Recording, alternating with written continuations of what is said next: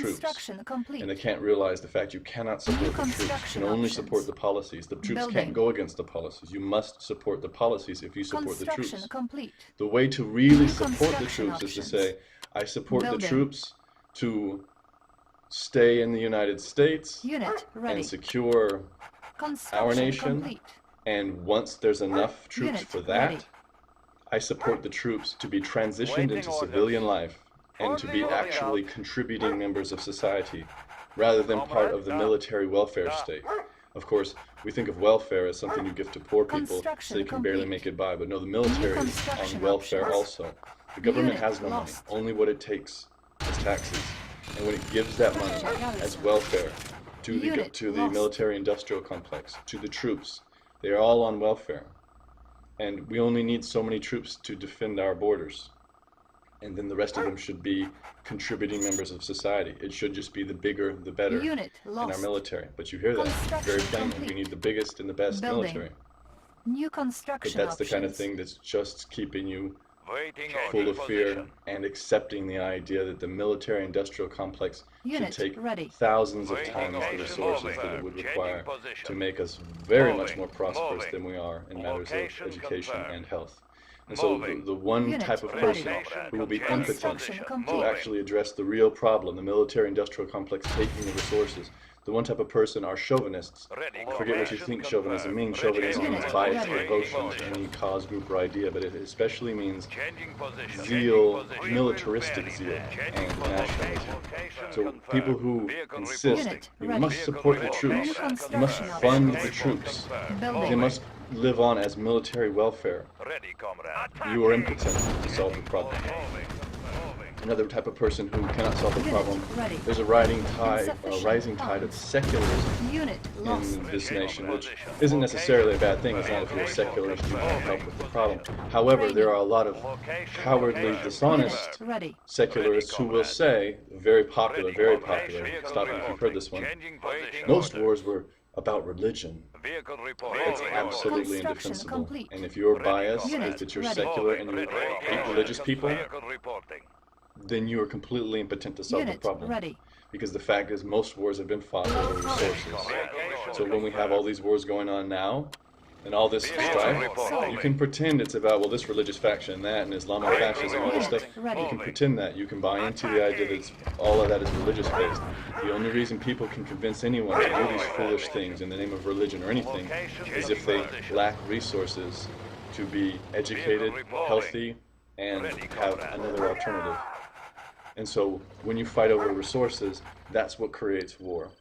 And again, it takes exponentially, I'm going to go into it in a minute, but it's going to take exponentially more resources to fund a war machine than it would to actually educate the entire populace of the United States and keep them healthy and educated. So that's another type of person who cannot address this problem. First, you cannot address this problem if you insist you must support the troops no matter what they're doing, no matter how heinous. The ends will justify the means. You're impotent to solve the most important problem, which is the military-industrial complex taking resources. Secondly, if you are one of those secular people who insists on the lie, the indefensible lie, that religion causes most wars, no. Fights over resources do. Thirdly, if you are a mindless pawn of the media, Trayvon Martin cult has shown one thing, that is that people across this country, millions and millions and millions of people, not just the ones who defend Trayvon or who are on that side, on the other side, millions can be just taken from zero to kill or zero to fear with just a handful of lies from the media. And the media, of course, is just an arm of the military-industrial complex also, keeping you focused on what they frame the problem to be. You really believe that Trayvon Martin and Sanford Police is the problem now. And that's the problem. All they have to do is doctor audio, doctor pictures, say, oh, George Zimmerman is a 300-pound white guy, and they find out he's a 5 foot, 150-pound Peruvian. And people are too proud, too arrogant, and too cowardly to admit, wow, the media is really lying and trying to get us divided and conquered. And why would they do that? Again, to keep you from asking the actual questions, which is how do we stop the real problem, which is all of the resources that could go towards education, health, etc., going towards a military-industrial complex. So that's another person, another demographic of people, those who are so easily drugged around by their emotions and by lies. They cannot solve this problem. They're too busy running around in a hamster wheel that the media creates, of course created by the government, the ruling elites, so as to keep you divided and conquered. And another type of person who cannot solve the real problem are feminists or anyone focused on women's rights. Yeah, it's actually the case, because a huge way that women's rights and feminism is promoted as a separate thing, instead of talking about human rights or real equality. Feminism does not mean equality. What feminism champions are things like the "we can do it." Remember that "we can do it" thing? That was actually World War II propaganda, convincing women to set aside motherhood and civilian life for helping the war machine. And here's the interesting thing. The five-star general, former President Eisenhower, who warned against the military-industrial complex, he fought in World War II. And so when the crisis management of bringing women into the workforce instead of being mothers, when that crisis happened, and then we won the war, never mind how complex and misleading that is, but after the war, instead of saying, "Oh, that crisis is over, now women can be mothers again," no, instead it's, "Hey, we fought for something and now women have the right to work outside the home." Now, of course, most women were working outside the home anyways, because most women weren't this depiction of a middle-class white woman. Interestingly, a study was shown that far more people think in the United States they are middle class, when in fact they are working class or poor class. They have this idea that, no, middle class means you kind of get by. No, when we have this portrayal of middle class, or, yeah, you're middle class, therefore, they're out to get you. No, they're out to get the government. We ain't sick, boss. But when you see the women now being told, "Hey, now you get to work outside the home," all of a sudden when a woman doesn't want to work outside the home, when she wants motherhood, hey, you're not a real patriot. That is the atmosphere that we have. Plenty of people will tell you that, well, no, these mindless women, they just want to be taken care of and they just want to have kids.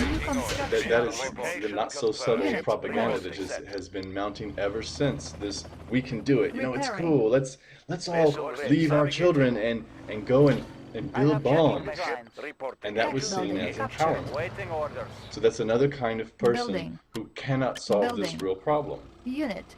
People who are feminist-minded or think that it is progress or empowering to take women away from motherhood, the most natural thing in the world. Supposedly, if you're a feminist, and usually that goes hand in hand with secularism, naturalism, and all that, and believing, okay, well, the role of a woman should be defined by what she deems fit. And yet, every step of the way, women are brainwashed out of their instincts. They're taught to feel empowered when they're sterilized. I mean, if that's your cause, go ahead, but I'm simply saying that type of person cannot solve the real problem, which is that we have wars of aggression going on to fight over resources for the purpose of fueling not health and education, which would be far cheaper than the military-industrial complex, but to fuel weapons and whatnot.